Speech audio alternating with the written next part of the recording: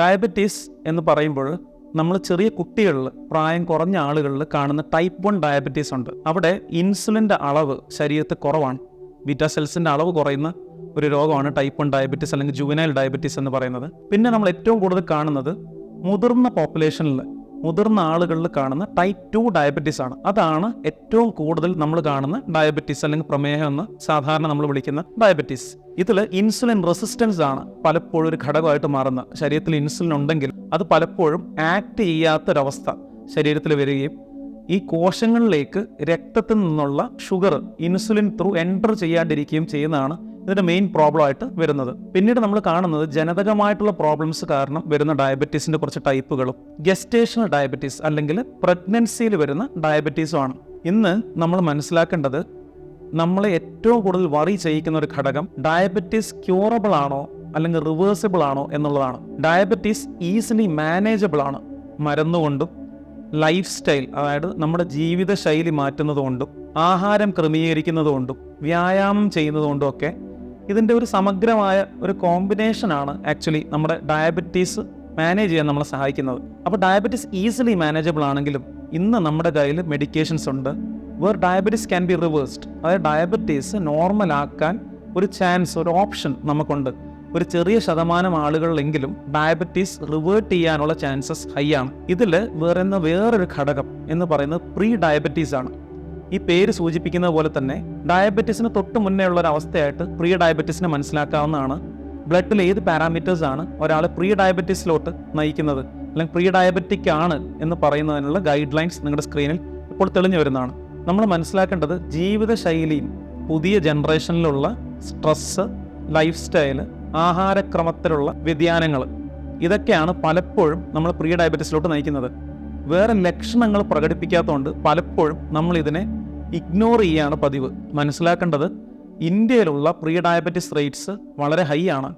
നമ്മൾ കണക്കുകൾ എടുത്ത് നോക്കിക്കഴിഞ്ഞാൽ അറൌണ്ട് 15.4%, 15.4% അർബൻ പോപ്പുലേഷനിലും, അതായത് നമ്മൾ സിറ്റിയിലൊക്കെ നിൽക്കുന്ന ആളുകളുടെ പോപ്പുലേഷനിലും, അതേപോലെ 15.3% റൂറൽ ഏരിയയിലും, അതായത് ഗ്രാമങ്ങളിൽ പോലും പ്രീ ഡയബറ്റീസ് കോമൺ ആണ് ഇന്ത്യയിൽ എന്നാണ് ഈ കണക്കുകൾ സൂചിപ്പിക്കുന്നത്. അപ്പം നമ്മുടെ പുതിയ തലമുറ ഏത് ദിശയിലേക്കാണ് നീങ്ങുന്നതെന്ന് ഈ കണക്കുകൾ സൂചിപ്പിക്കുന്നുണ്ട്. ഇനി ഇതേ കണക്കുകൾ വെച്ച് നമ്മൾ കേരളത്തിലോട്ട് വരുവാണെങ്കിൽ അറൌണ്ട് 18%, 17 to 18% എങ്കിലും കേരളത്തിൽ ഇതിൻ്റെ പ്രവലൻസ് റേറ്റ്സ് ഉണ്ടെന്നാണ് അറൌണ്ട് 2018-19 സ്റ്റഡീസിലൊക്കെ കാണുന്നത്. നമ്മൾ എഗെയിൻ 2023-24 കണക്കുകളൊക്കെ എടുത്ത് നോക്കിക്കഴിഞ്ഞാൽ അറൌണ്ട് 21% അല്ലെങ്കിൽ 23% പ്രീ ഡയബറ്റീസ് കേരളത്തിലുണ്ടെന്നുള്ളത് നമ്മൾ മനസ്സിലാക്കണം. ഇനി ഇതെങ്ങനെ ക്യൂർ ചെയ്യാം എന്നാണ് നമ്മൾ ആലോചിക്കുന്നത്. ഏറ്റവും നല്ലൊരു സ്റ്റഡീസ് നമുക്ക് കാണിക്കുന്നതെന്ന് വെച്ചാൽ പ്രീ ഡയബറ്റീസ് ക്യൂറബിൾ ആണ് എന്നുള്ളതാണ്. അതായത് 65% ആളുകളിലെങ്കിലും പ്രീ ഡയബറ്റീസിനെ നമുക്ക് റിവേർട്ട് ചെയ്യാനും ആ പേഷ്യൻസ് ഫ്രാങ്ക് ആയിട്ട് ഡയബറ്റീസിലോട്ട് പോകുന്നത് നിർത്താനും നമുക്ക് സാധിക്കും എന്നുള്ളതാണ് നമ്മുടെ സ്റ്റഡീസ് കാണിക്കുന്നത്. അതിന് സിമ്പിളായിട്ട് നമ്മൾ ചെയ്യേണ്ടത് നമ്മുടെ ആഹാരക്രമം ഒന്നും കൂടി ശരിയാക്കുക, വ്യായാമം ചെയ്യുക, സ്ട്രെസ് ലെവൽസ് കുറയ്ക്കുക. ഇത്രയും ചെയ്യുമ്പോൾ തന്നെ നമ്മുടെ ബോഡിയിൽ പല പാരാമീറ്റേഴ്സിലും, എസ്പെഷ്യലി ഗ്ലൂക്കോസിൻ്റെ ഉപയോഗത്തിലുള്ള പാരാമീറ്റേഴ്സിൽ വ്യത്യാസങ്ങൾ കണ്ടു തുടങ്ങും. നമ്മൾ മരുന്നുകൾ ഇല്ലാണ്ട് പോലും പലപ്പോഴും പ്രീ ഡയബറ്റീസ് നമുക്ക് ക്യൂർ ചെയ്യാൻ സാധിക്കും എന്നാണ് മനസ്സിലാക്കേണ്ടത്. ചില ആളുകളിൽ ചിലപ്പോൾ നമുക്ക് ഗുളികളുടെ ആവശ്യങ്ങൾ വന്നേക്കാം. അങ്ങനെയുള്ള സമയത്ത് അതെടുത്തിട്ട് ഈ പ്രീ ഡയബറ്റീസിനെ നോർമലൈസ് ചെയ്യുകയാണ് നമ്മൾ ചെയ്യേണ്ടത്.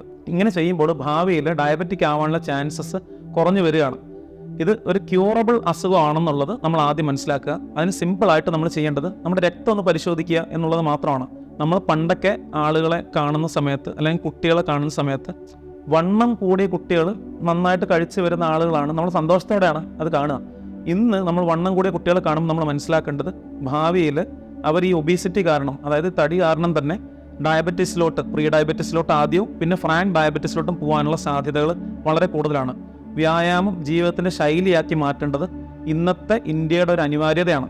അപ്പോൾ നമ്മൾ കുട്ടികൾക്ക് അഡ്വൈസ് കൊടുക്കുമ്പോൾ എപ്പോഴും കുറച്ചും കൂടി ഫിസിക്കൽ ആക്ടിവിറ്റീസിൽ, കൂടുതൽ കമ്പ്യൂട്ടറും മൊബൈൽസും നോക്കി നിൽക്കുന്ന ഈ ഒരു കാലഘട്ടത്തിൽ ഇതൊന്ന് മാറിയിട്ട് ഫിസിക്കൽ ആക്ടിവിറ്റീസ്, സ്പോർട്സിലോട്ടും അല്ലെങ്കിൽ അവർക്ക് ഇഷ്ടമുള്ള ഡാൻസിങ്ങോ സ്വിമ്മിങ്ങോ അങ്ങനെയുള്ള ഫിസിക്കൽ ആക്ടിവിറ്റീസിലോട്ട് കൂടുതലായിട്ട് അവരെ എൻകറേജ് ചെയ്യാനും നമ്മുടെ എല്ലാ എഡ്യൂക്കേഷൻ കരിക്കുലത്തിൻ്റെ ഭാഗമായിട്ട് നമുക്ക് വ്യായാമം ഉൾപ്പെടുത്താനും നമുക്ക് സാധിക്കണം. ഈ മോഡേൺ ഇന്ത്യയിൽ നമ്മൾ ഒരു ഭൂരിഭാഗവും ഒരു ഗ്രോയിങ് എക്കണോമി എന്നുള്ള രീതിയിൽ മിഡിൽ ക്ലാസ് ആളുകൾ വരുന്ന ഒരു കാലഘട്ടത്തിൽ, മിഡിൽ ഏജ് പോപ്പുലേഷൻ ഏറ്റവും കൂടുതലുള്ളൊരു കാലഘട്ടത്തിൽ നമുക്ക് വരാനുള്ള ഏറ്റവും വലിയ സാമൂഹിക വിപത്തുകൾ ഒന്നാണ് ഈ പ്രീ ഡയബറ്റീസ് എന്ന് പറയുന്നത്. അപ്പോൾ ഭാവിയിലോട്ട് നമ്മൾ ഫോക്കസ് ചെയ്യുമ്പോൾ എപ്പോഴും ഇത് കൺട്രോൾ ചെയ്യാനും ഇതിനെ നോർമലൈസ് ചെയ്യാനും നമ്മൾ ശ്രമിക്കേണ്ടതാണ്.